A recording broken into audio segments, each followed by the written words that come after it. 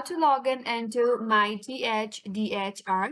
Hi everyone, this is Kate here and welcome back to the channel, and on today's video we will learn how we can log in into Mythdhr DHR account. So without further delay, let's get started. Open up any of your preferred browser and in the search bar type in Mythdhr DHR login. Once you're here from the search results, click on the first link on your interface.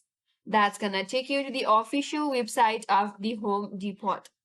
Now to log in into your account, scroll down a bit and there is a link that says login to Workday. So to log in into your account, if you're currently working onto the Home Depot, click on the first link on your interface, or if you want to change your password or recover your password, click on forget password link, then follow the on-screen instructions to recover your account.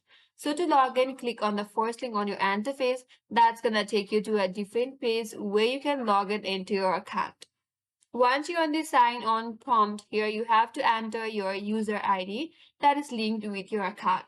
Under that, enter your correct password. Once you're done entering your login credential, click on sign in button to log in into your account. If you want to change password, or in case if you forgot your password, you could also click on one of the link here, follow the on-screen instructions and change your password.